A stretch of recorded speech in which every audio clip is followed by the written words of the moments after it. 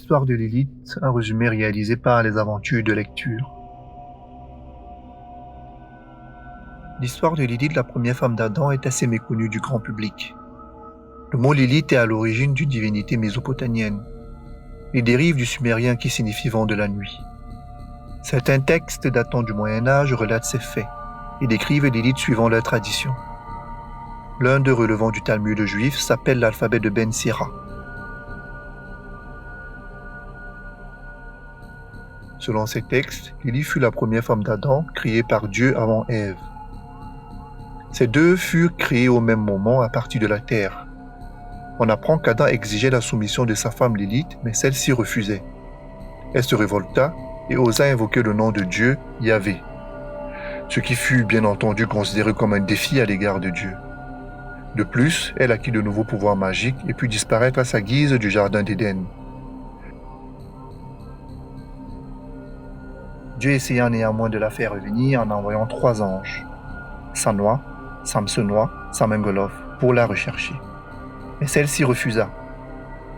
Dieu la condamna alors à errer sur la terre à cause de sa désobéissance et de son insoumission.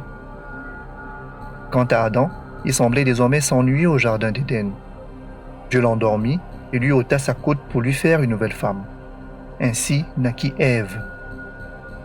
Elle était plus soumise et plus obéissante. Le patriarcat venait de naître. La légende raconte que, pour assouvir sa vengeance, Lilith décida de tuer tous les premiers-nés de la descendance d'Adam.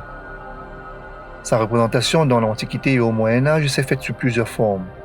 En femme couronnée démoniaque avec des pattes d'oiseau, et des caractéristiques de tuer les femmes enceintes et de soustraire aux hommes leurs semences.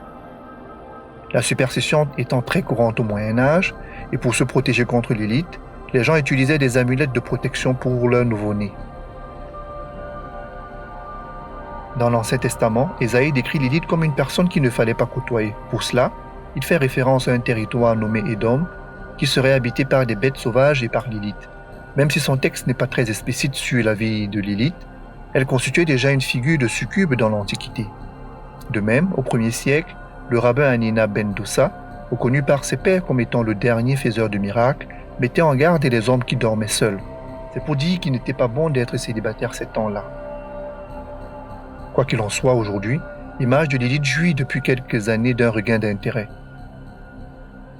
Que ce soit dans les écrits féministes états-uniens, israéliens et français, elle apparaît comme un symbole de résistance contre l'ordre patriarcal.